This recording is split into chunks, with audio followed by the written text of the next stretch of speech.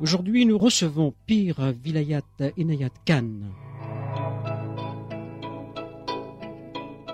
Pir Vilayat Inayat Khan descend d'une longue lignée traditionnelle. Il voyage à peu près partout dans le monde. Il est quelquefois basé en France et il conduit des élèves dans des relations individuelles, mais aussi en groupe dans des retraites. Bonjour, est-ce que nous pouvons savoir, Pir Vilayat, quel est votre cheminement spirituel? Merci, monsieur, et bonjour. Je n'ai pas la prétention d'être un maître spirituel. Je suis un chercheur. Je suis à la recherche de ce qu'on pourrait appeler, peut-être c'est prétentieux, on pourrait appeler ça la connaissance suprême. De toute façon, il s'agit de niveau de connaissance qui transcende les niveaux usuels. Et ce qui, dans cette période de ma vie, vers la fin de ma vie, je dois dire que tout ce qui m'intéresse, c'est l'expérience vécue, évidemment interprétée, et l'interprétation peut fausser l'expérience, malheureusement.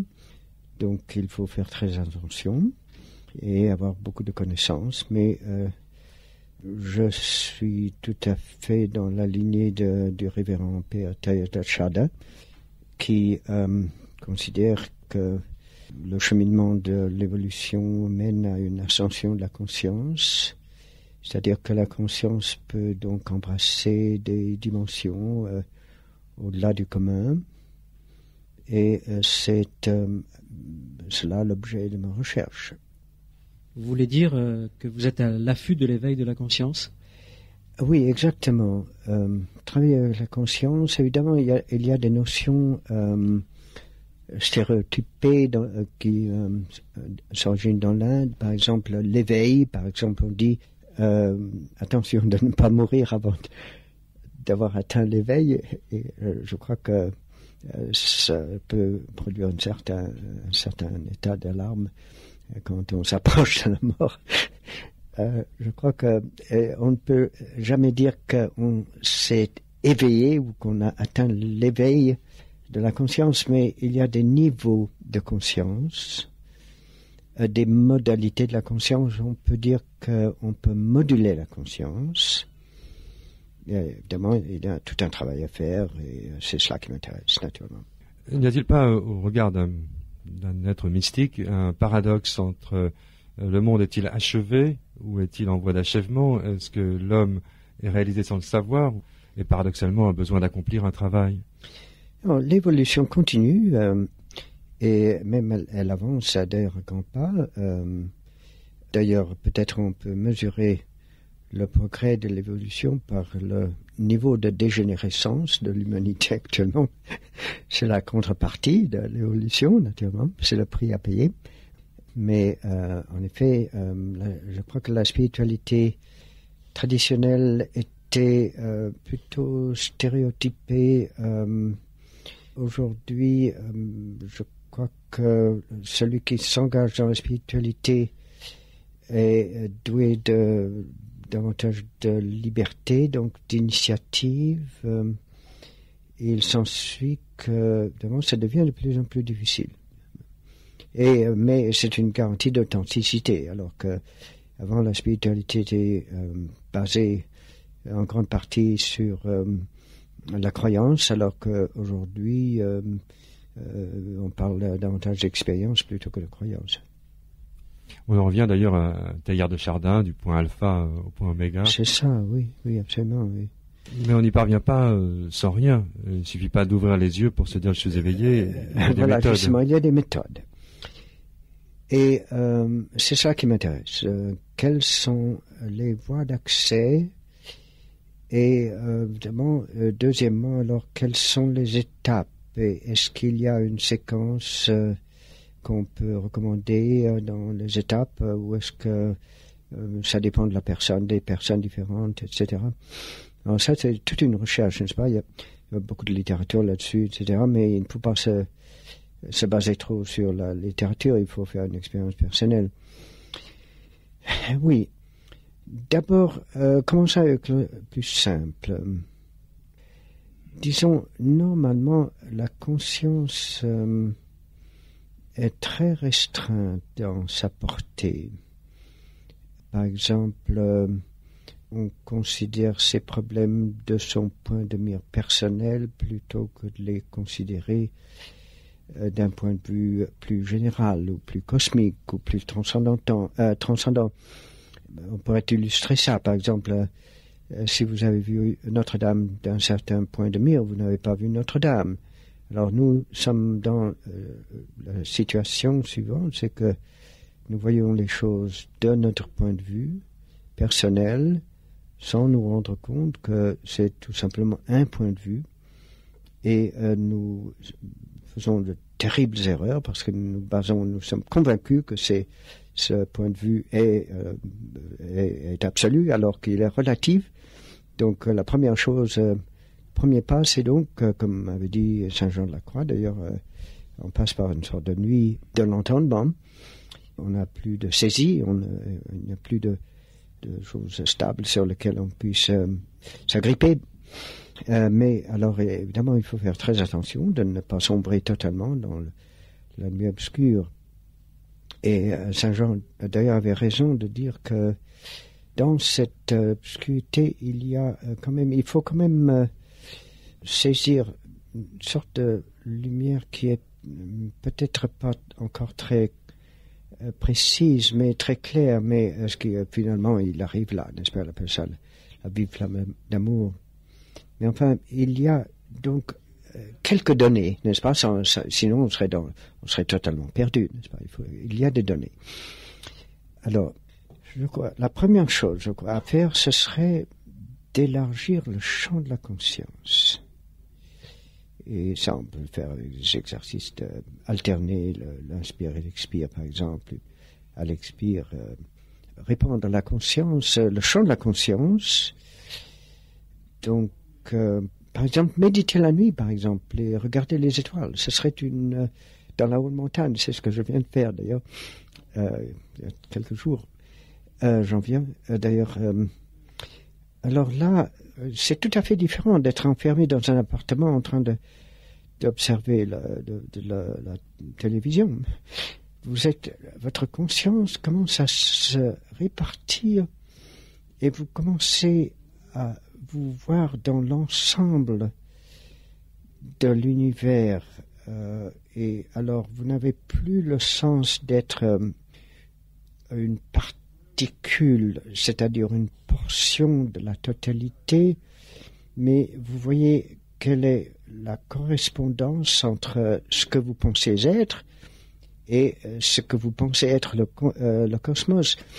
Je ne sais pas si vous pouvez me suivre, c'est le paradigme holistique, c'est-à-dire que en fait, on ne peut pas fragmenter la totalité. Alors, on pense qu'on est un fragment de la totalité, mais en fait, la totalité converge dans chacun de nous, comme dans un hologramme, mais évidemment, elle est diminuée du fait qu'elle converge. Et, c'est une façon de voir les choses qui nous sort du commun et qui a pour des conséquences énormes, parce qu'il s'ensuit qu'on fait très attention de ne pas considérer ces problèmes tout simplement de ce point de mire, de considérer que son point de mire est un point de mire personnel.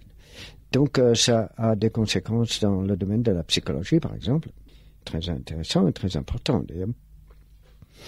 Et puis, d'autre part, on peut moduler la conscience en tournant la conscience intérieurement.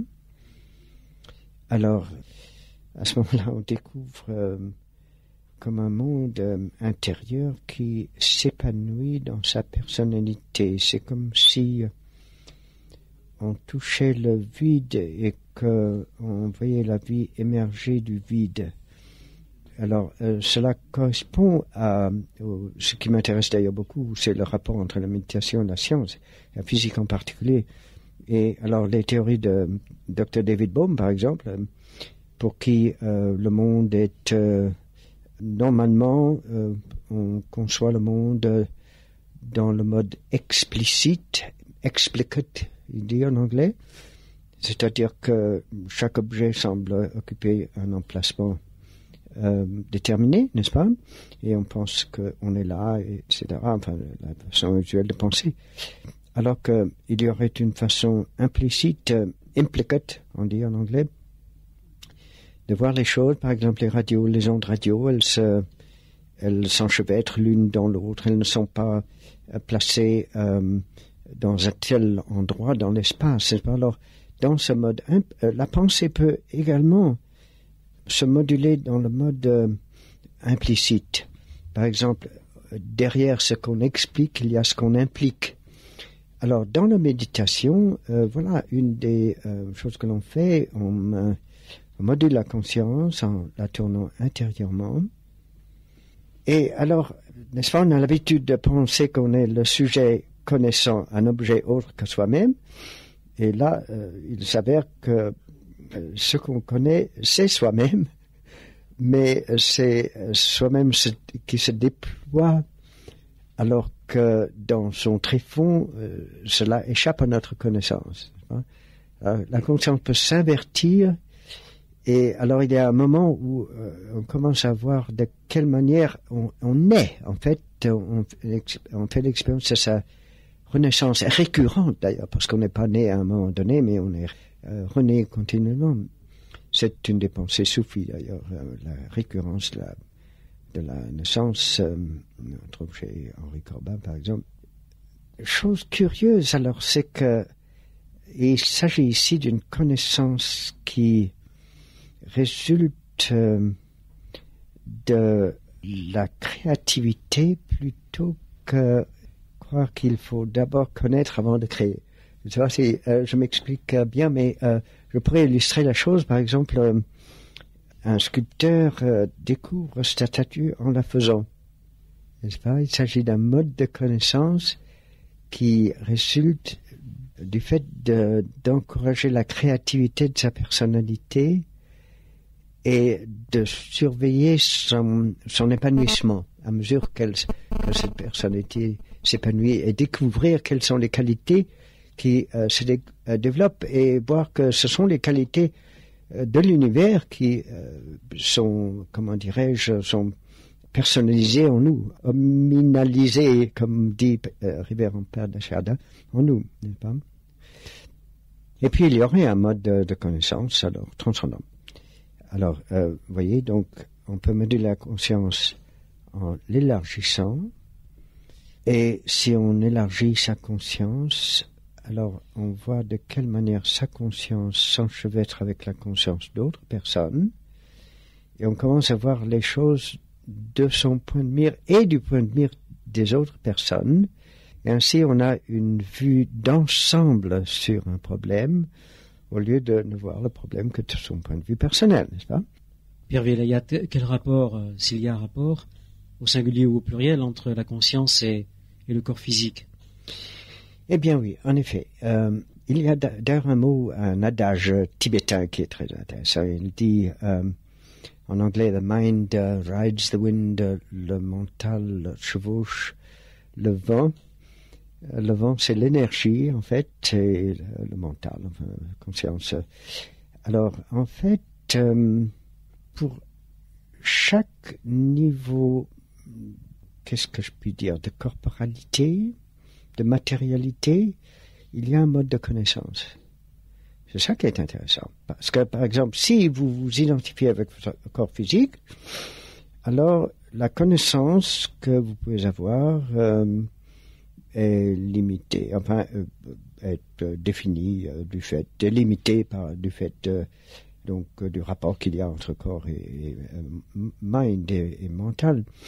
Mais si vous vous identifiez, par exemple, avec votre corps éthérique, ou votre corps magnétique, le champ magnétique, alors vous commencez à développer un mode de connaissance différent du mode de connaissance antérieur, de connaissance élémentaire. Je vais vous donner une illustration. Le mode de connaissance élémentaire a été bien défini d'ailleurs par Emmanuel Kant, quand il a parlé des catégories de la raison. C'est-à-dire que c'est basé sur une logique comme la logique que j'ai appris à l'université, c'est-à-dire, on appelle ça la logique syllogistique, c'est-à-dire que, par exemple, je me souviens à l'université, alors on disait, voilà, l'homme est mortel, Socrate est un homme, donc Socrate est mortel. Donc c'est une façon de penser catégorique, n'est-ce pas? Penser en catégorie. Alors qu'en fait, l'homme est mortel et immortel en même temps. Alors ça n'entre pas dans la catégorie, n'est-ce pas? Un autre mode de connaissance que l'informatique actuelle reconnaît d'ailleurs, c'est ceci ou cela, mais ceci et cela, n'est-ce pas? C'est une nouvelle logique, une logique plus avancée, donc, dont Ouspensky avait parlé d'ailleurs, dans le nouvel organum. Vous parlez de logique tétravalente, de base 4 plutôt que 2, c'est ça? Voilà, par exemple, n'est-ce pas? Alors, si on se cantonne dans son sens d'identité physique de son corps, on pense qu'on occupe une place dans l'espace, et on pense en catégorie. Si on se dégage des limitations de son corps, par exemple, dès que l'on s'identifie à son corps éthérique ou magnétique, ce corps n'a plus de frontières, n'est-ce pas? Donc on ne pense plus en catégorie. Et il en résulte qu'à sa façon de penser, on commence à découvrir des niveaux de logique plus avancés. Et puis, alors, il y a cette connaissance, alors, il y a à un niveau supérieur encore, on s'identifie avec son aura, c'est-à-dire son être de lumière. Et à ce moment-là, alors, on découvre quelque chose de très émouvant. C'est pour ça que je vous dis, je suis un peu essoufflé quand j'y pense. Son appartenance à des sphères dites céleste. Et c'est là où la spiritualité commence. Donc, si vous voulez parler de méthode, alors je crois qu'il faut justement travailler avec la lumière, prendre conscience de sa propre lumière, de la lumière de son aura. La lumière de son aura, c'est encore la lumière physique, n'est-ce pas? Mais c'est déjà, vous savez que, en fait, il y a maintenant des physiciens qui disent que ce qu'on sait de la lumière, ça représente très peu de choses en comparaison à ce qu'est la lumière en soi, n'est-ce pas? Alors, donc, il ne faut pas limiter la lumière au phénomène physique, n'est-ce pas? Donc, on commence par prendre conscience de son aura physique. Et d'ailleurs, de travailler avec la lumière, il y a beaucoup d'exercices. On peut, par exemple, élargir le rayonnement de son aura, et puis on peut tourner son aura intérieurement, et on découvre cette lumière implicite dont avait parlé Dr. David Bohm. C'est donc une lumière qui ne rayonne pas. C'est une lumière diffuse ou infuse plutôt que diffuse. Alors je suis en train de parler d'expérience. Alors si on n'en a pas l'expérience, peut-être on ne sait pas ce que je veux dire par là. Mais il y a la différence entre la lumière d'une lampe, par exemple, qui rayonne à partir d'une source, qui est d'ailleurs localisée dans l'espace, et puis une sorte de rayonnement intérieur qui, à partir d'une lumière diffuse, qui converge dans le chakra du cœur, et puis qui rayonne à partir de là, mais derrière ce centre de lumière, il y aurait comme une lumière diffuse, dont parle d'ailleurs beaucoup de mystiques, dont d'ailleurs Saint Grégoire de Nicée, d'ailleurs, les anciens, d'ailleurs dans l'hindouisme et dans le soufisme, naturellement, beaucoup de références à cette lumière intérieure. Et alors là, on découvre alors des modes de réalité alors qui sont tout à fait étonnants, parce que ça ne correspond pas du tout aux connaissances communes. On découvre par exemple qu'on a une configuration sans forme. Par exemple, le corps a une forme, n'est-ce pas? Et la peau, enfin, elle a donc une forme, n'est-ce pas? Alors, au niveau purement physique, vous avez des formes, n'est-ce pas? Mais alors, à ce niveau-là, il y aurait comme une configuration, par exemple, des étincelles de lumière, par exemple. On ne peut pas dire qu'il n'y a pas de silhouette, n'est-ce pas? Il n'y a pas de forme comme on conçoit la forme du corps. Et cependant, il y a une configuration intérieure. Et cette configuration correspond à son accordage émotionnel, si je puis dire. Alors là, je ne sais pas si on peut me suivre là, parce que c'est tout ce qu'il y a de plus insolite, n'est-ce pas? On est dans la mystique maintenant. Par accordage, vous entendez comme on accorde un instrument? La mise en accord? Absolument. On peut illustrer ça, n'est-ce pas? Par exemple, pour rencontrer des gens vulgaires, n'est-ce pas? Je ne veux pas être trop critique, mais enfin, on a l'impression d'un accordage plutôt grossier, n'est-ce pas? Des gens qui vont se battre dans les stades de football, des gens qui sont capables de tuer. N'est-ce pas?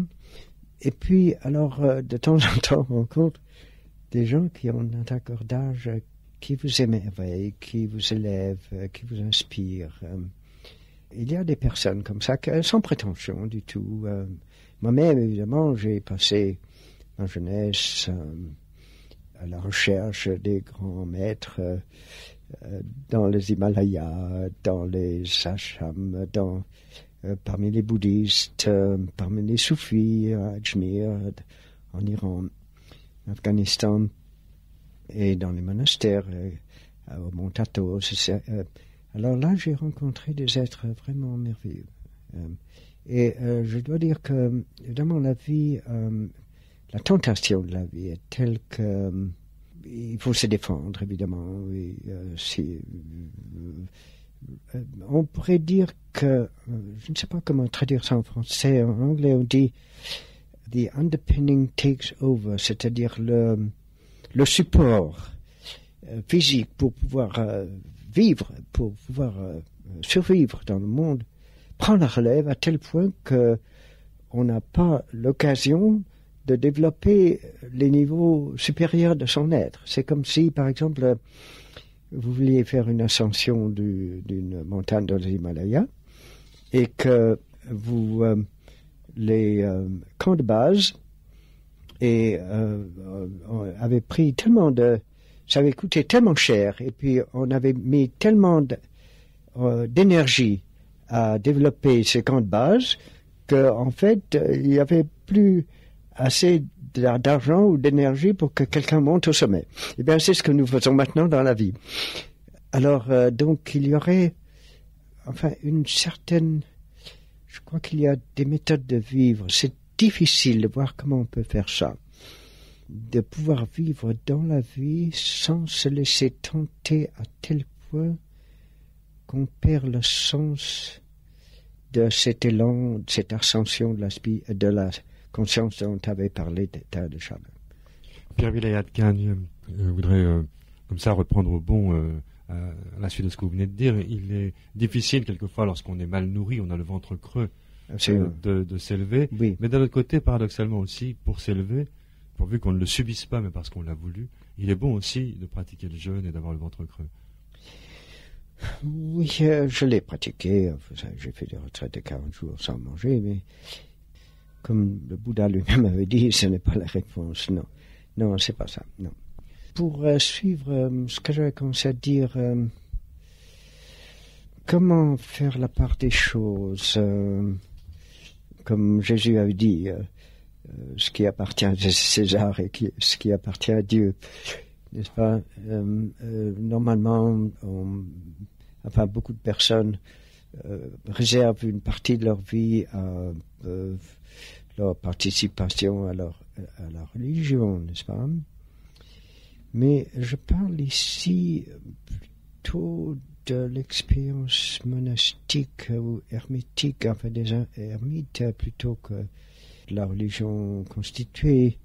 J'ai rencontré des êtres extraordinaires dans les cavernes des montagnes. Je dois dire que vivre dans ces conditions, on n'a pas le souci de gagner sa vie, d'avoir une famille, payer les assurances et tout ça. Enfin, je dois dire que la plupart des personnes que j'ai rencontrées sont des charlatans, je m'excuse de le dire, mais il y avait quelques êtres remarquables, très très peu, mais très peu. C'était des êtres qui vivaient de manger des herbes, des racines d'arbustes qu'ils trouvaient dans la forêt. Alors, des êtres pleins de lumière, avec une sorte d'intuition extraordinaire, de connaissances intuitives extraordinaires et de puissance, de majesté, enfin, c'est extraordinaire. Maintenant, trouver ça dans le monde, oui, il y a des êtres remarquables dans le monde qui ont su faire la part des choses. Après la guerre, j'ai connu un être comme cela. Je m'en souviens toujours. C'était en Allemagne. Tout de suite après la guerre, j'ai commencé à donner des séminaires. Et les gens étaient très intéressés dans la spiritualité par la guerre. Et il y avait un monsieur qui venait chaque fois et qui m'a invité un jour le visiter. Il avait une grande fabrique, il employait 5000 personnes et lui-même habitait dans une chambre avec une petite chose pour se laver, puis un balai, puis il faisait sa cuisine et puis il pourvoyait à la vie de 5000 personnes à qui il donnait du travail, des maisons, de sécurité, pas sécurité sociale, mais c'est lui qui faisait tout. Et voilà un être qui était totalement dédié à la spiritualité, mais la spiritualité vraie. Pas d'institution, pas d'appartenance, mais authentique. Voilà ce que je cherche. Donc la spiritualité n'est pas forcément extérieure à ce monde, elle n'est pas absolument réservée aux cavernes, aux grottes himalayennes, elle peut se vivre aussi dans le monde. Si vous voulez bien, Pierre Vilayat, Inayat Khan, on vous retrouve après une petite pause musicale. Oui, certainement, oui.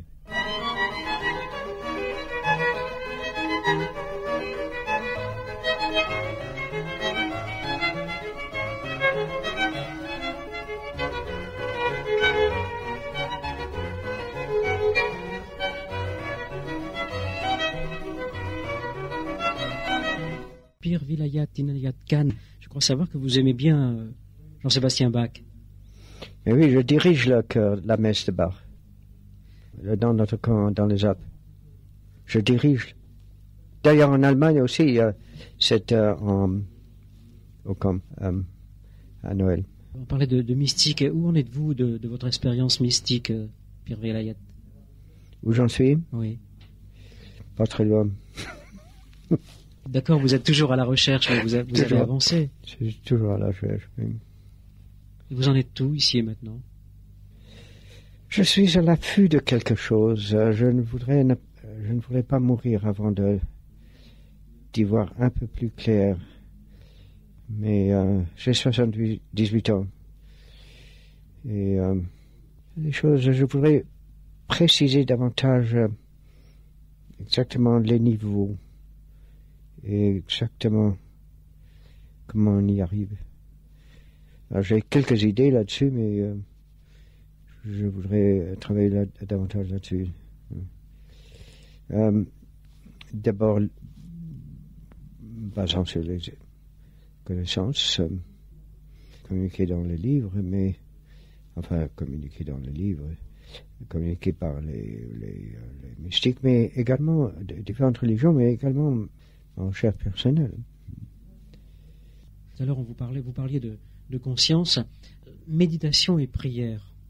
Est-ce que c'est complémentaire? Est-ce que c'est la même chose? Est-ce que c'est différent pour vous dans ce que vous faites depuis des années?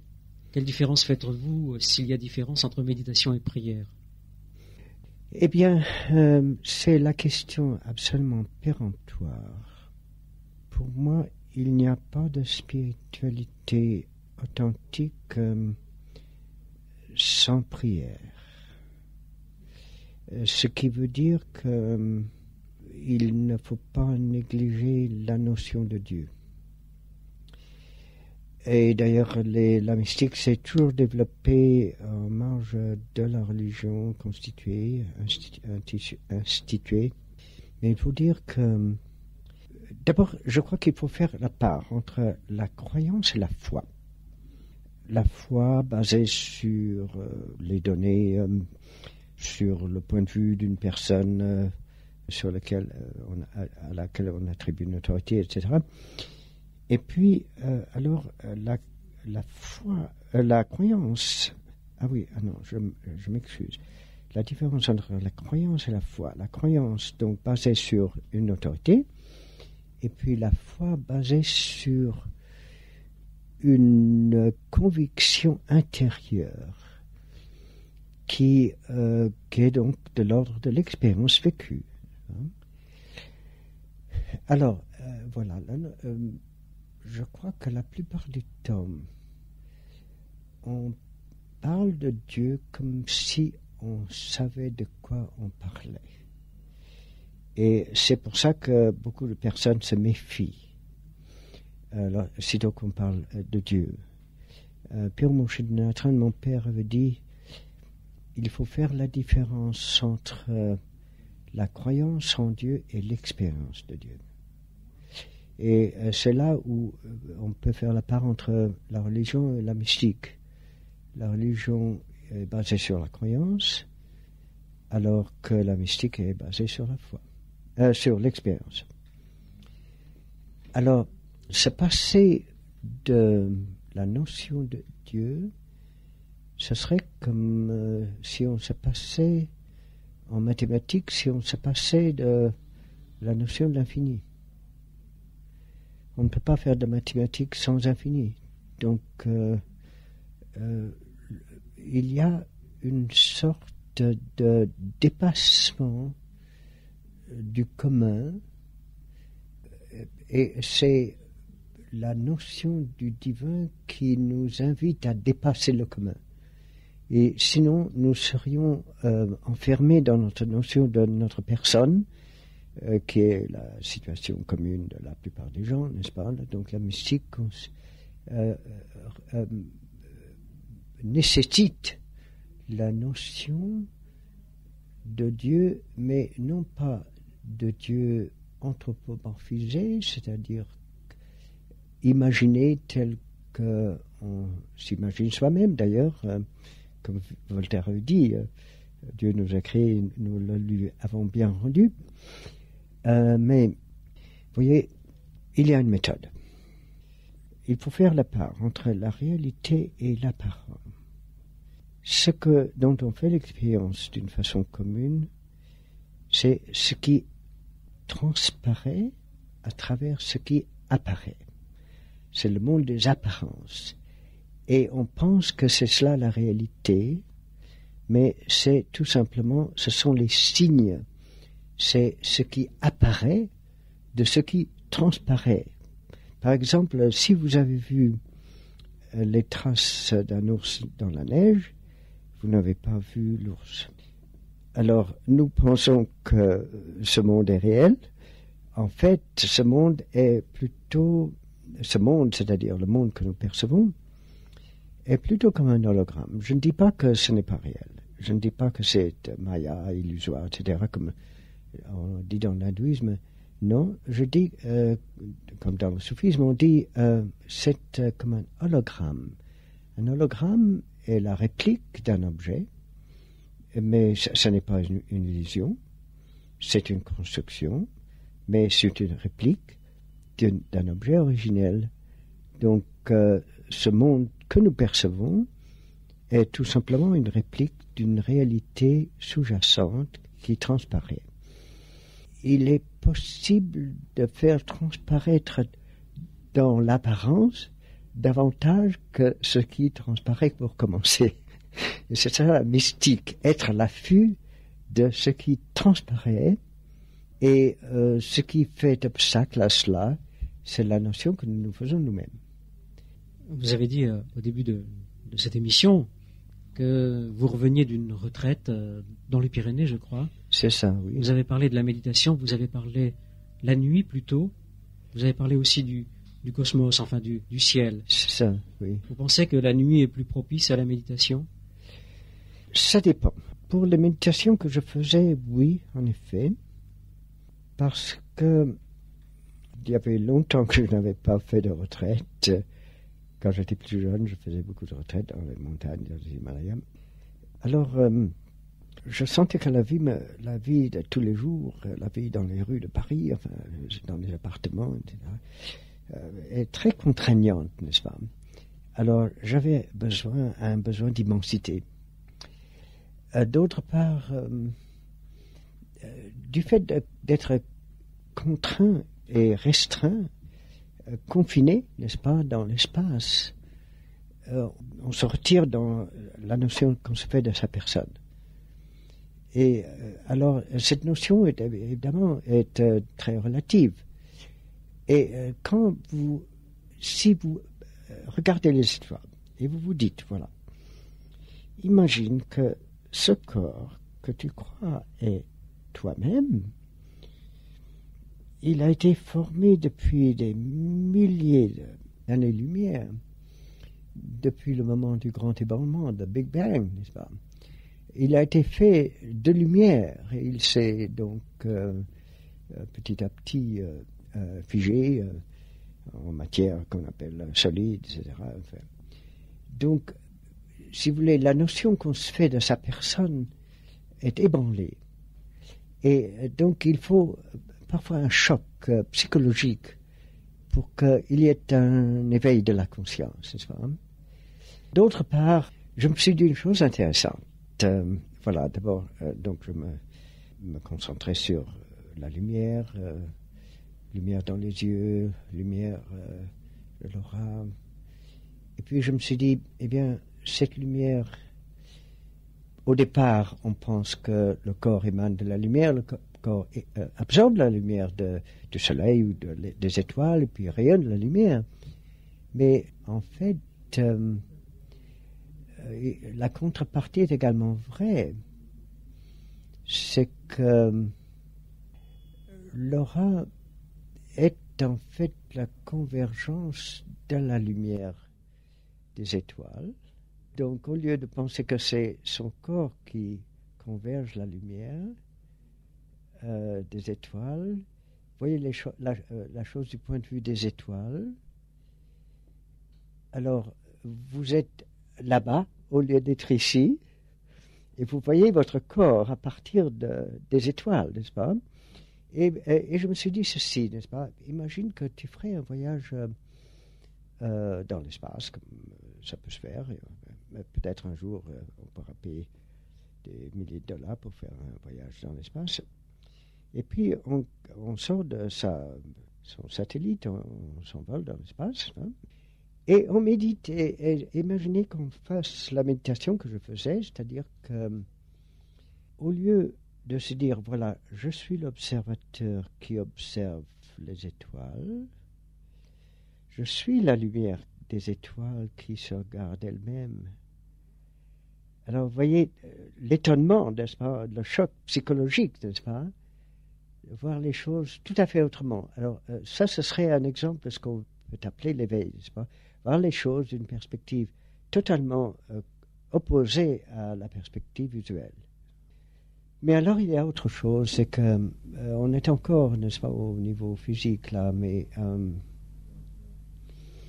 il y a un niveau de la lumière qui n'est pas physique. Et ce qu'on connaît de la lumière en physique, c'est peu de choses en comparaison avec la lumière en soi. Et alors, on arrive à une notion bouleversante, d'ailleurs,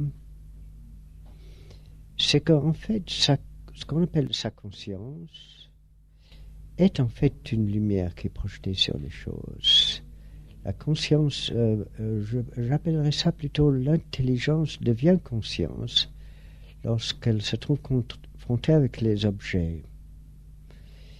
Et alors, on se représente l'intelligence comme étant lumineuse, non pas une lumière physique, n'est-ce pas? Donc, les soufis disent la lumière qui voit plutôt que la lumière qui est vue. Donc, toutes nos notions sont bouleversées. Est-ce que ce monde dans lequel vous êtes ici et maintenant est encore, selon vous, plongé dans l'obscurité ou dans les ténèbres, ou est-ce qu'on va vers la lumière? Est-ce qu'on y tend? Je vois les gens affairés dans la rue, occupés à leurs besoins personnels et vraiment pris dans un certain point de mire, comme des fourmis dans une fourmilière. Et je me dis, voilà, est-ce que ça rime de continuer à vivre comme ça, travailler pour manger, et manger pour travailler, enfin, avoir une famille, puis on meurt, on a des enfants, et puis ça continue. Enfin, vraiment, pour que la vie ait un sens, il faut que ça puisse conduire à l'éveil, c'est-à-dire à ouvrir des perspectives peu communes, n'est-ce pas, nouvelles. Et ça a été fait depuis longtemps, naturellement, mais et d'ailleurs, on a à notre portée aujourd'hui les témoignages de ceux qui ont fait cette recherche. Mais ce qui est peut-être à notre époque, le défi est plus grand, parce que on peut faire ça si on vit dans des conditions de silence, dans la solitude, on peut faire ça plus facilement, n'est-ce pas? Mais faire ça dans les conditions actuelles, c'est ça qui est difficile, mais c'est pour ça que c'est encore plus merveilleux si on peut le faire. Vous voulez dire, quand vous parlez de solitude, on peut être seul tout en étant en accord avec soi-même? C'est ça. On peut trouver... écoutez, la clé se trouve dans ce mot de l'hindouisme qu'on appelle vairagya, le détachement, que faut pas vraiment penser que ça veut dire l'indifférence, mais c'est le contraire de ce qu'on appelle en anglais addiction, c'est-à-dire la dépendance, n'est-ce pas? Alors, il y a beaucoup de formes de dépendance, et j'ai besoin de dire le tabac. Je n'ai pas besoin de dire que à l'âge de 50 ans, 60 ans, si vous avez fumé toute votre vie, vous commencez à le regretter, mais c'est trop tard maintenant. Alors, c'est pas trop tard, mais c'est difficile de changer. Mais enfin, j'ai assez dit, ce n'est pas dans mon domaine, mais c'est dans le domaine des médecins. Mais il y a beaucoup de dépendance. La télévision est une dépendance, la radio d'ailleurs. Tout autour de nous, on est dépendant de tout, ou presque. Oui, c'est ça. Donc, voir dans quelle mesure on peut atteindre une certaine indépendance, réduire sa dépendance dans la mesure du possible. C'est pas facile, mais je crois que ça joue un rôle, parce que, évidemment, les conditions matérielles sont telles qu'elles sont, n'est-ce pas? Mais la dépendance sur son opinion, sur l'opinion des autres, la dépendance émotionnelle des personnes, on dépend émotionnellement des personnes autour de soi, etc. Donc la solitude, alors, vous libère de votre besoin de dépendance émotionnelle, n'est-ce pas? Dépendance d'autres personnes, n'est-ce pas? Et dépendance alors de l'opinion, alors quand on passe par la nuit obscure, alors on ne dépend plus on met en question son opinion. C'est un mot de Bouddha d'ailleurs, mettre en question son opinion, n'est-ce pas, et surtout l'opinion des autres. Mais ça, c'est encore négatif, n'est-ce pas? Alors donc, il faut remplacer le détachement par l'intérêt, disons la recherche dans une connaissance plus sophistiquée, disons, plus avancée que les connaissances usuelles. Hein? Alors c'est ça que j'appelle l'éveil. Oui, mais après l'éveil, il y a l'illumination. Écoutez, comme je dis, on ne peut jamais dire qu'on atteint l'éveil. Oui. Et d'ailleurs, l'illumination et l'éveil sont deux notions qui sont complémentaires. C'est pour ça que j'ai parlé de la lumière, parce qu'en effet, on devient lumineux. Évidemment, c'est une métaphore, mais enfin, ai-je besoin de dire qu'il y a des personnes qui entrent dans la pièce et qui apportent beaucoup de ténèbres, et puis il y a des personnes qui apportent beaucoup de lumière, n'est-ce pas? Alors, c'est de la métaphore, mais ça veut dire d'une part que l'aura rayonne davantage, mais pas seulement ça, mais la pensée peut être lumineuse, et la conscience peut être lumineuse, et l'intelligence peut être lumineuse. Donc il y a un rapport là entre éveil et illumination. Mais comme je dis, alors par exemple, mettre en question son opinion, bon, c'est négatif, n'est-ce pas? Mais alors, voir ce qui est l'enjeu derrière ce qui est joué, c'est-à-dire le drame humain. Alors, dès qu'on a un esprit un peu scientifique, n'est-ce pas, alors on essaye de voir des causes, n'est-ce pas? Alors, dans la physique ancienne, enfin, causalité, n'est-ce pas? Alors, si vous semez, ensuite, vous allez avoir les conséquences. Hein. Mais c'est seulement un des facteurs dans ce qu'on appelle la constellation de la causalité. Il y a beaucoup de facteurs. La causalité dans le temps, ça représente seulement un facteur. Il y a également ce qu'on appelle maintenant la rétrocausalité. Vous trouvez ça chez de Beaurecueil, n'est-ce pas? La physique, un physicien français. La rétrocausalité, c'est-à-dire que il y a des théories dans la physique qui sont très intéressantes. D'ailleurs, je trouve que la physique actuelle est très proche de la mystique, enfin de l'expérience de l'éveil mystique.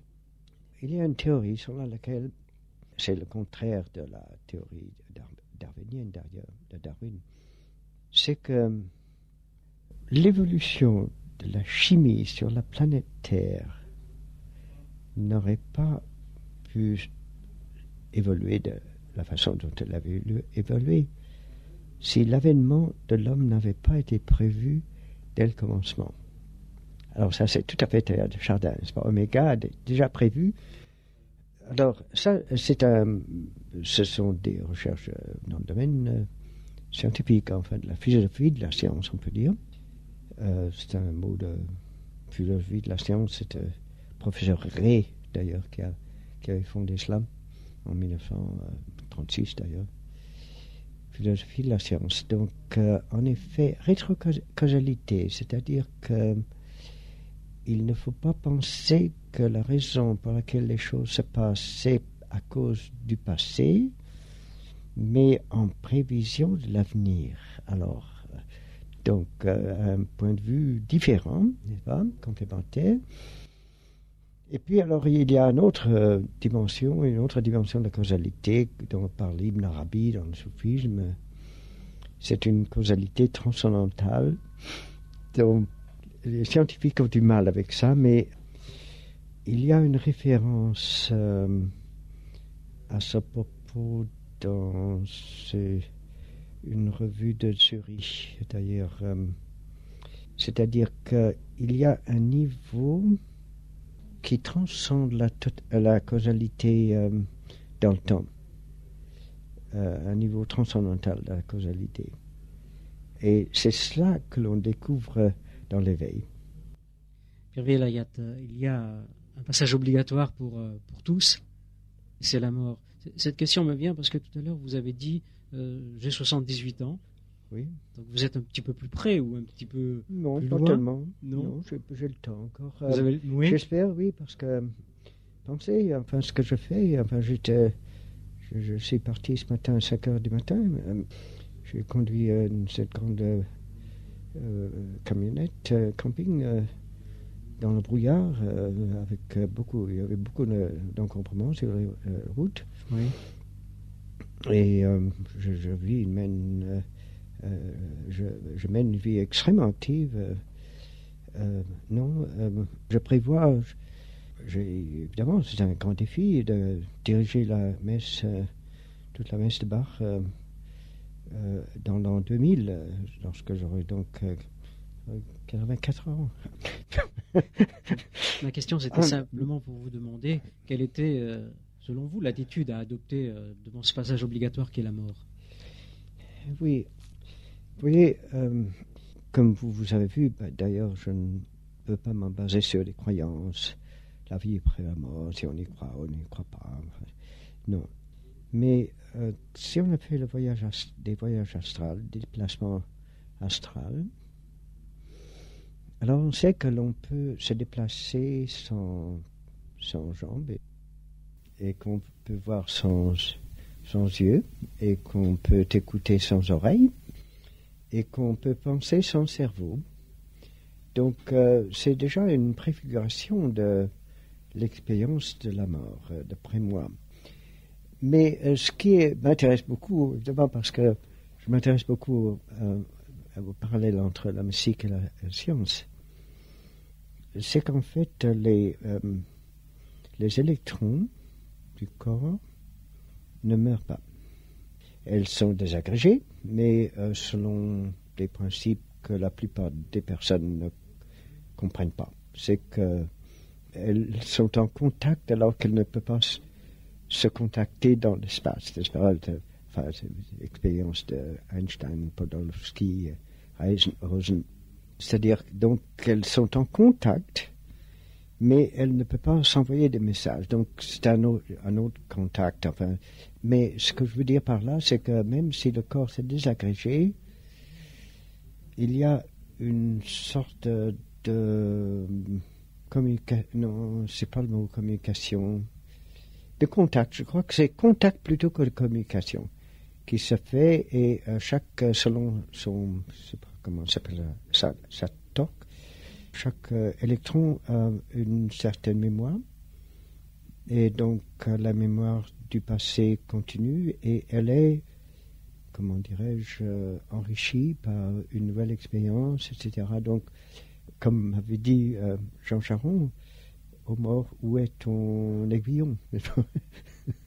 C'est une vue optimiste. J'espère qu'il y a beaucoup de personnes qui m'écoutent en ce moment. C'est pas basé sur la croyance, pas du tout. C'est basé sur des recherches scientifiques. Vous-même, vous avez effectué un voyage astral? Beaucoup, oui. Beaucoup, oui. Quand j'étais plus jeune, dernièrement, de nouveau un petit peu, mais beaucoup plus quand j'étais plus jeune. Mais... Est-ce que ce qui s'est passé peut nous rendre plutôt optimistes? Mais oui, je me souviens, lorsque j'avais 16 ans, il y avait une dame, c'était la mère d'une de mes petites amies à l'école, qui m'avait appris à faire le voyage astral. Alors, moi j'étais très sceptique, je n'y croyais pas, mais enfin, il faut y croire pour le faire, évidemment. Alors, ce qu'on faisait comme expérience, c'est qu'on se rencontrait astralement à minuit à la place de la Concorde pour regarder les voitures stationnées et quand on revenait dans son corps, chacun dans son... Elle habitait Paris, moi j'étais à Suresnes. On écrivait la liste des voitures qu'on avait vues, puis on comparait pour s'assurer que ce n'était pas des hallucinations. Alors, il n'y a rien de plus scientifique, n'est-ce pas? C'était le même numéro d'immatriculation. C'était pas, voiture rouge ou parfois on pouvait... aux oui, couleurs, c'est ça, modèles, oui. Oui, mais vous savez, on en parle beaucoup maintenant. Oui. Ici, je dirais même, mais de plus en plus, il y a des gens qui sont dignes de foi et qui apportent des témoignages. Oui, seulement je ne l'enseigne pas et je ne préconise pas de le faire. Parce qu'on pourrait très bien conduire la voiture et faire une projection et faire un accident. Ou alors grimper la montagne et sauter de la montagne avec son corps astral. Et on emporte son corps avec soi. Est-ce que vous êtes pour un rapprochement des religions? Quelle est votre position? Oui, j'organise tous les ans des congrès de rencontres entre les représentants de différentes religions. J'appelle ça des dialogues de sourds, d'ailleurs, parce que chacun parle de son point de vue et n'écoute pas l'autre. Enfin, j'exagère un peu, mais c'est un peu comme ça. Donc, je suis très souvent plutôt déçu. Mais de temps en temps, alors, il y a des témoignages merveilleux et cela vient justement des mystiques. Et surtout des contemplatifs. Alors là, ils sont en train de parler de leur expérience personnelle Alors là, c'est authentique plutôt que basé sur des connaissances que chacun peut trouver dans des livres. Et il y a des moments alors merveilleux. Alors, il y a des moments où, par exemple, le prêtre protestant dit au prêtre catholique, je suis en train de parler comme un prêtre catholique, comme un catholique. Et puis il a réparti quelques heures après, le catholique, il dit, je suis en train de parler comme un pasteur. Et chose merveilleuse, alors c'était l'imam, il y a plusieurs années de ça, l'imam de la mosquée de Paris qui a embrassé le rabbin juif. Il y a des moments merveilleux comme ça, de rapprochement. On pourrait dire quand on partage le pain à la même table, il y a l'ouverture des cœurs, alors on n'est plus dans ces positions officielles. Et d'ailleurs, beaucoup de représentants ont demandé de pouvoir parler en tant que personne plutôt qu'en tant que représentant d'une religion particulière. C'est merveilleux. Autrement dit, on peut redécouvrir ou renouer un véritable dialogue. C'est difficile. C'est très difficile parce que des personnes qui sont qualifiées naturellement pour parler de leur religion ont naturellement le souci d'être dans la note, n'est-ce pas? Alors on sent qu'ils ne sont pas aussi libres qu'ils auraient voulu, donc ça leur est difficile de faire le pont avec d'autres religions. Mais ça se fait malgré tout, beaucoup. Mais je considère que c'est d'une importance absolument capitale. Si on pouvait y arriver, les résultats sont très peu de choses en comparaison de ce qu'il y aurait à faire. Vous voyez combien beaucoup de guerres actuelles et dans le passé, naturellement, étaient dues aux différentes religions. Mais c'est devenu de la politique, naturellement. Mais d'abord, les gens ne connaissent pas leur propre religion, sans parler des religions des autres. Alors, si déjà à l'école, il faudrait qu'on enseigne des religions d'une façon sans biais, sans prosélytisme, n'est-ce pas, avec un esprit ouvert, et qu'on se rende compte que chaque religion a eu sa contribution. Elle a assumé des aspects qui résultent de la géographie, de l'histoire dans laquelle elle s'est développée. Mais ce qui est intéressant, c'est dans l'islam, c'est un hadith du prophète qui a dit pour chacun sa religion. C'est assez extraordinaire. Et il y a même un hadith qui dit si Dieu apparaissait aux fidèles d'une religion particulière sous une forme qui ne leur est pas familière, il voudrait se réfugier dans leur religion parce qu'ils auraient peur que ce soit une apparition du démon. Et alors, si Dieu apparaissait alors dans la forme qu'il leur est connue, il l'accueillerait. Alors ça, c'est un hadith qui est attribué au prophète Mahomet, n'est-ce pas? Vous voyez donc, l'islam est beaucoup plus universel qu'on ne pense. Est-ce que vous avez parlé de Bouddha, vous avez parlé aussi de Jésus, vous venez de parler de Mahomet. Est-ce que les trois vous semblent les enseignants les plus forts? Est-ce qu'il y a un rapport entre les trois, ou des rapports entre les trois? Ce serait beaucoup dire. Et puis alors là, on est dans le domaine de l'opinion, n'est-ce pas? Comme je dis, pour moi, c'est l'expérience qui compte. Il y a des données dans toutes ces religions qui donnent des clés, n'est-ce pas, pour votre expérience personnelle. Mais il y a beaucoup d'enseignants, si je puis dire, comme vous dites, enfin, Zoroastre, Pythagore, Plotin, naturellement. Il y a toute une série il y a tous les maîtres du soufisme, Suhrawardi, Ibn Arabi, Fariduddin Attar, il y a Shahristari, il y a Al-Halaj. Enfin, il y a tellement de connaissances qui sont ésotériques qui sont vraiment à notre portée. Mais là, évidemment, il faut avoir une certaine orientation de l'esprit et peut-être un certain arrière-fond pour s'intéresser à ces choses.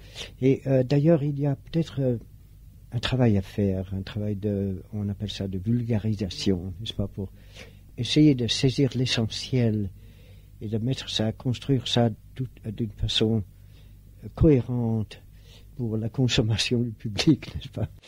Alors, c'est exactement ce que je fais, n'est-ce pas? Je suis en train de travailler sur un livre, ça a duré 5 ans maintenant, ce livre, où je donne d'abord les théories, mais surtout les pratiques de méditation des grandes religions mondiales. Une certaine comparaison. Il faut que je fasse attention de ne pas voir les choses d'un biais quelconque, n'est-ce pas? Mais je suis de plus en plus intéressé dans les interférences, les comparaisons entre ces différentes religions, entre les expériences. Alors, si on parle de dogme, alors on est perdu. Et cependant, dans le domaine du dogme, est-ce que vous croyez que Jésus est le Fils de Dieu? Est-ce que vous n'y croyez pas? Est-ce que vous êtes musulman? Est-ce que vous êtes catholique? Etc. Alors là, on se perd entièrement. Mais il y a une chose extrêmement intéressante, mais bouleversante d'ailleurs. J'avais visité professeur Massignon quelques semaines avant sa mort. C'est lui qui a découvert Al-Hallaj. Alors, c'est une longue histoire, mais je ne sais pas si ça vous intéresse, mais ça m'intéresse profondément. Parce qu'il m'a raconté sa vie. En somme, j'étais jeune homme. Il a dit, voilà, quand j'étais jeune homme, je suis allé à Al-Azhar Université au Caire pour étudier l'islam, et demandé à mes camarades, si vous péchez, qu'est-ce que vous faites pour être exonéré? Alors, il faut faire certaines rakats de la prière musulmane. Alors il dit, mais est-ce que c'est tout? Mais le repentir, non, il faut dire certaines rakats, et puis c'est tout. Alors il a dit, alors je ne pourrai jamais être musulman. Alors, son camarade s'est peut-être trompé, ça, sans doute trompé. Mais alors, le soir même, il est allé à un parti, enfin une réunion d'étudiants, et sur le mur, il y avait une inscription: si tu as péché, il faut faire tel rakat, en plus de la prière, mais il faut faire tes ablutions dans ton sang. Qui a dit ça? Al-Hallaj. Qui est Al-Hallaj? Bon, c'est un fou, un mystique, un fou de Dieu. Mais ça m'intéresse. Oh non, c'était pas un bon musulman. D'ailleurs, il a été crucifié. Crucifié! Où? À Bagdad. Alors Massignon, sur les entrefaites, est parti à Bagdad pour découvrir Al-Hallaj.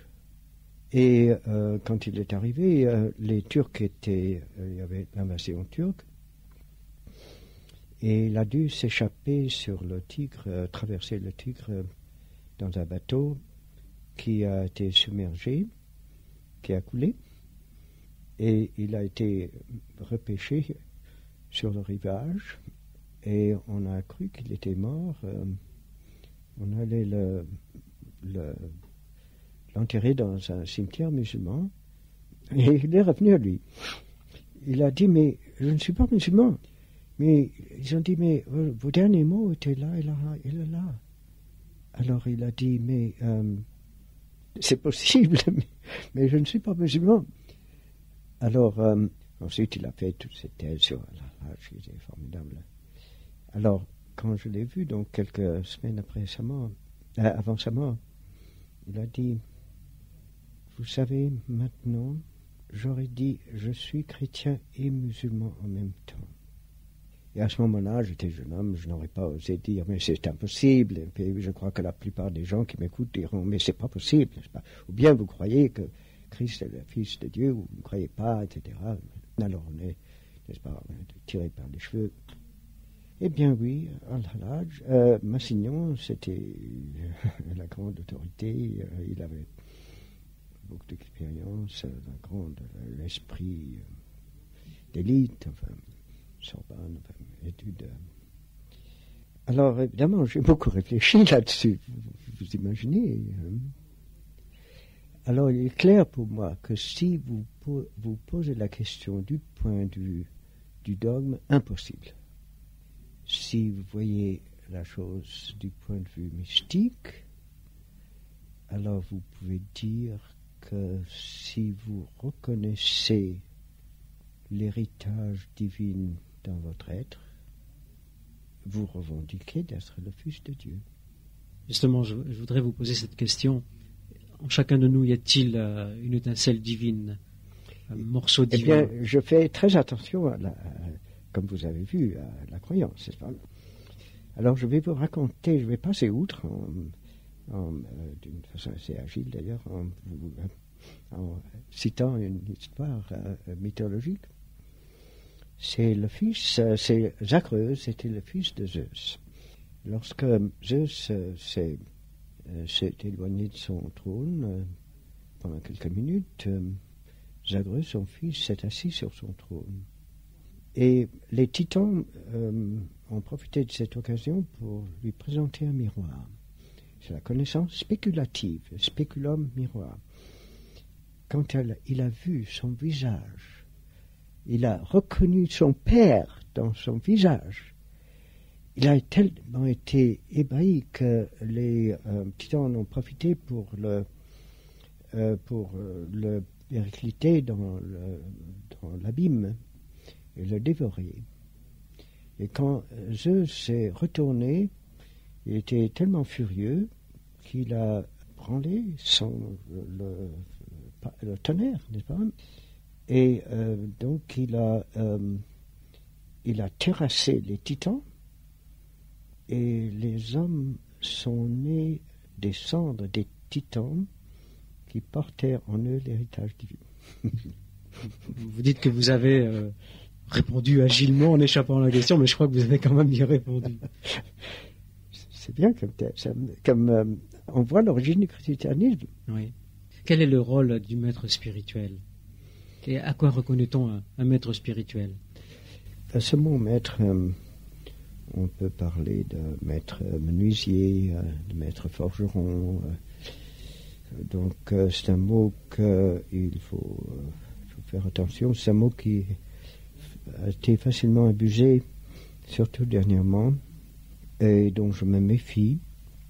Il y a une différence entre les gourous et les pires soufis, par exemple, parce que les gourous censés être des super-hommes, n'est-ce pas, des surhommes ou surfemmes, et alors ils connaissent tout, ils ont toutes les réponses à toutes les questions, ils ont l'illumination, etc.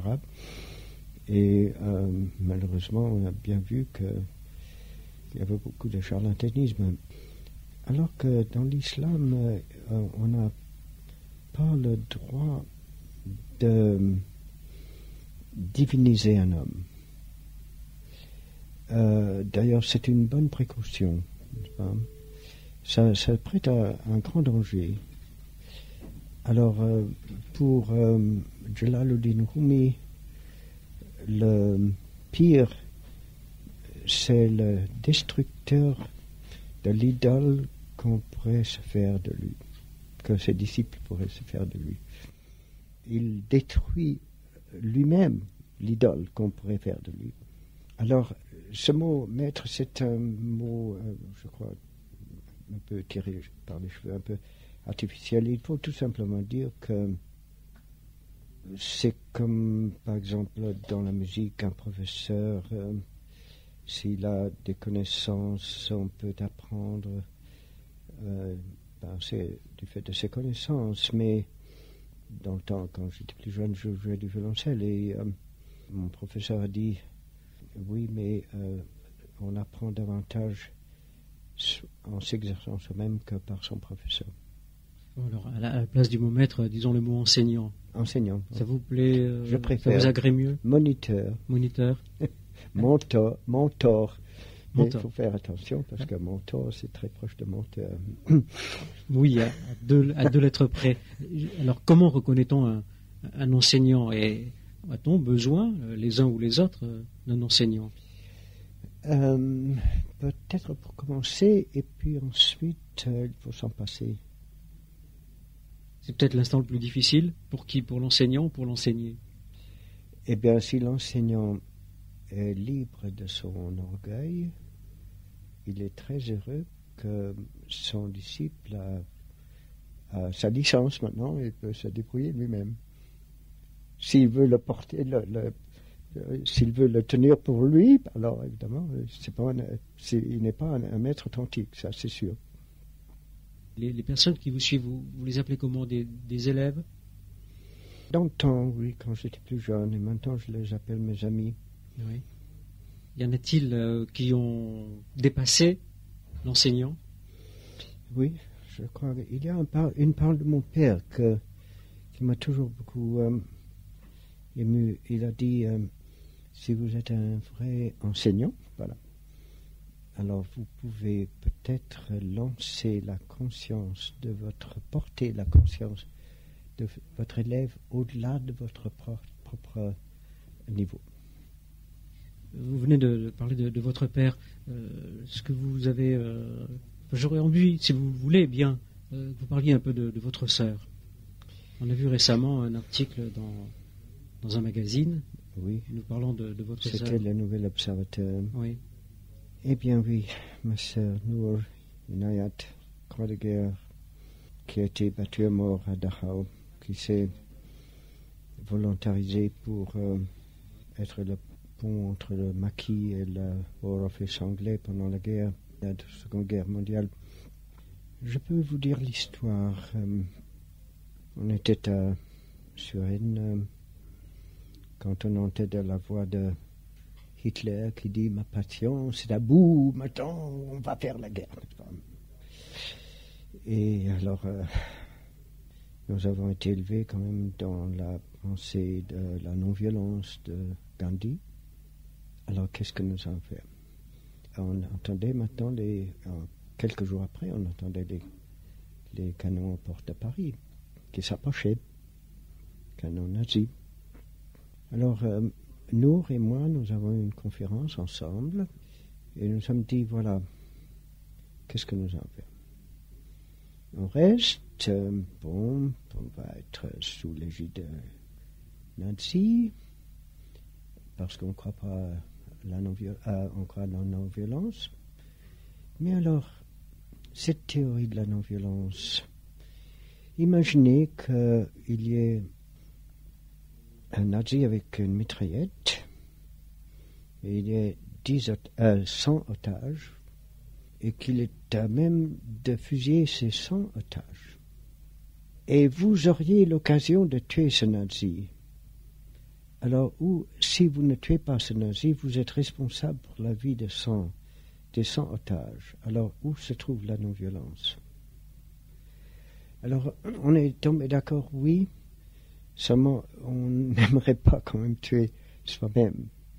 Il y a beaucoup de personnes que ça n'embête pas de tuer, d'ailleurs, qui aiment tuer, d'ailleurs. Donc, ce qu'on voulait faire, c'est donc de s'engager dans... oui, alors on a dit ceci, voilà. Jusqu'ici, on a enseigné la tolérance de toutes les religions, toutes les races, etc. Et est-ce que ce sont des paroles ou est-ce que nous sommes à même de mettre notre vie en cause pour soutenir notre croyance?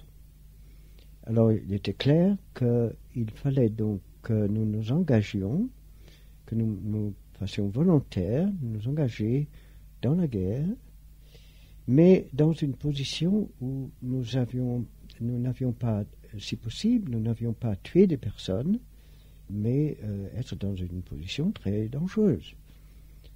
Alors, moi, je me suis engagé finalement, après beaucoup de choses, dans le dragage des mines. J'ai fait le dragage des mines dans le débarquement en Normandie, à Romanche, et je n'ai jamais cru que j'allais survivre. D'ailleurs, tous mes compagnons étaient morts autour de moi.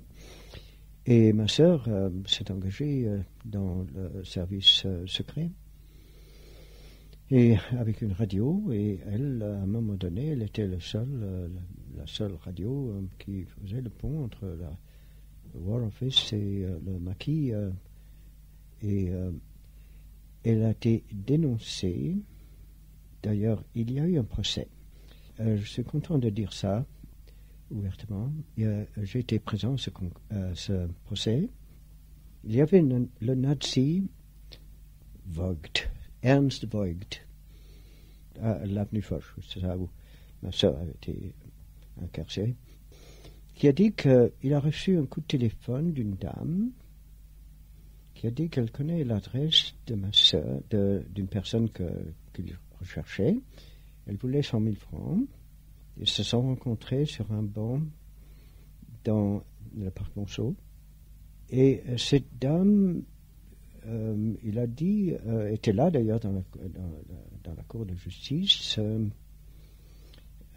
C'était la sœur de Henri Gary, qui était d'ailleurs une des personnes qui collaborait avec ma sœur dans le maquis. Donc c'est selon toute évidence, n'est-ce pas, c'est elle qui l'a dénoncé, n'est-ce pas? C'est donc la sœur d'Henri, je le dis ouvertement, c'est la sœur d'Henri, j'oublie maintenant, j'ai un trou de mémoire.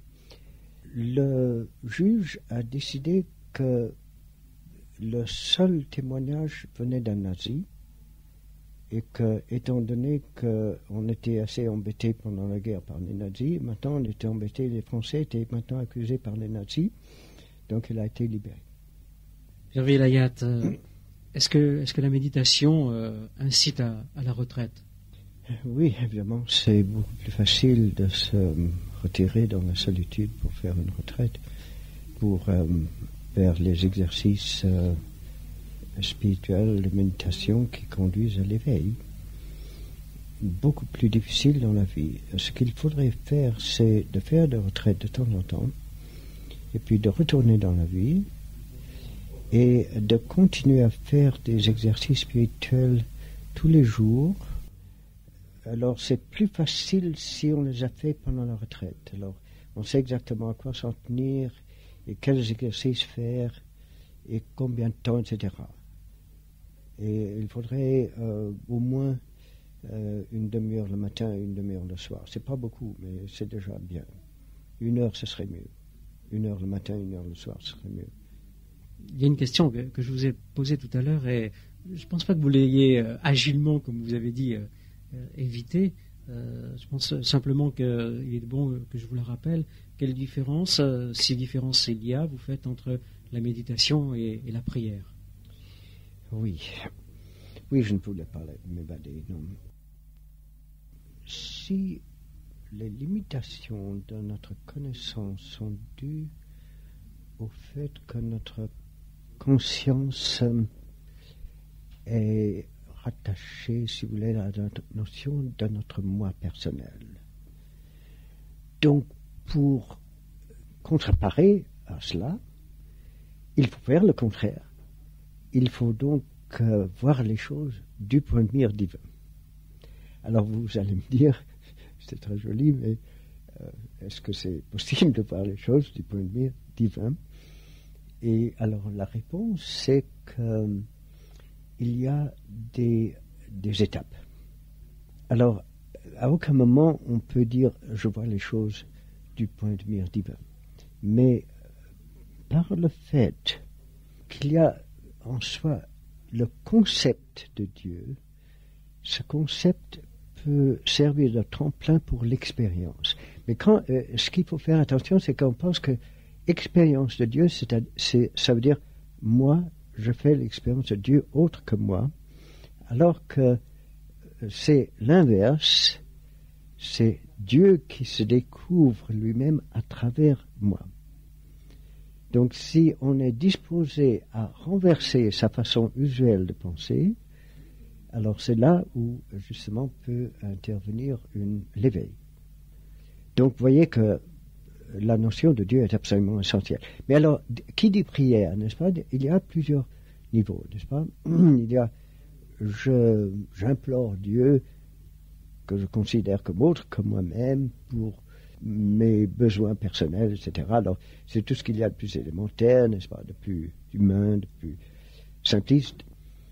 Et puis, alors, il y a les débordements mystiques où, par exemple, Al-Hallaj qui dit An-al-Haq, c'est-à-dire je suis celui que j'aime, nous sommes la même personne, enfin, ce débordement, dépassement. D'ailleurs, Saint Jean de la Croix dit la même chose, d'ailleurs, et même le Bouddha, enfin, le Bouddha ne dit pas Dieu parce que il est très authentique, il a très peur il n'a pas peur, mais il a beaucoup de précautions contre la projection qu'on se fait, la notion qu'on se fait de Dieu.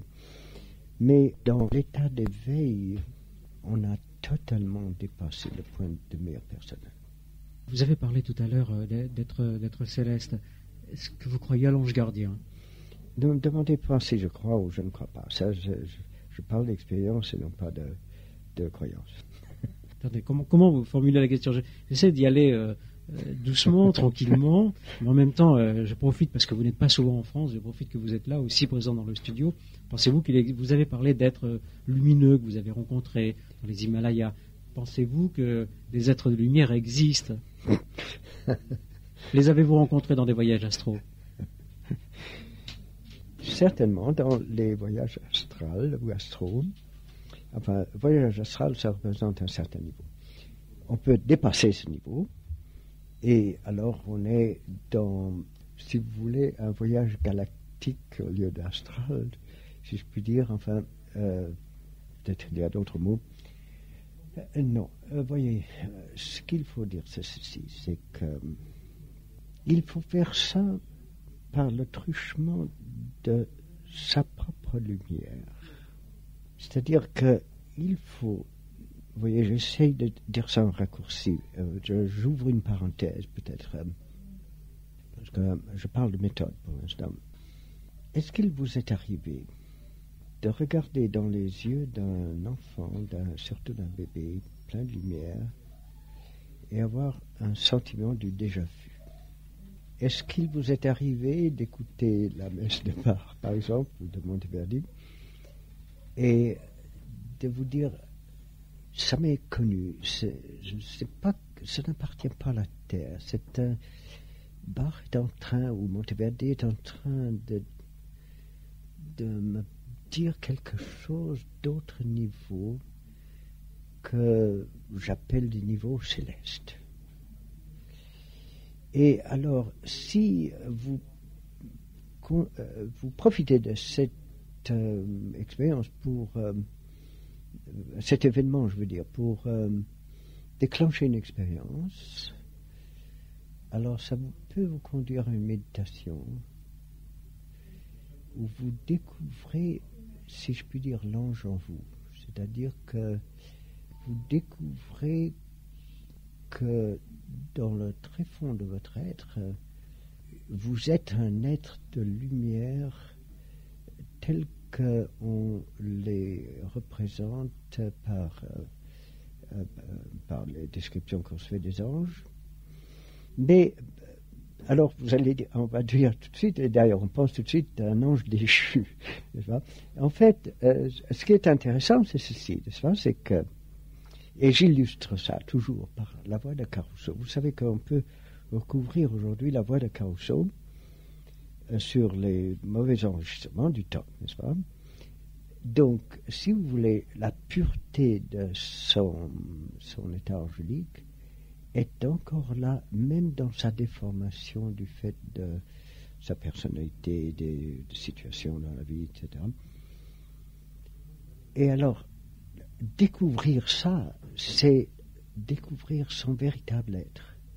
Et à partir de ce moment-là, vous découvrez cela dans d'autres personnes physiques, n'est-ce pas? Vous voyez leur aura, etc.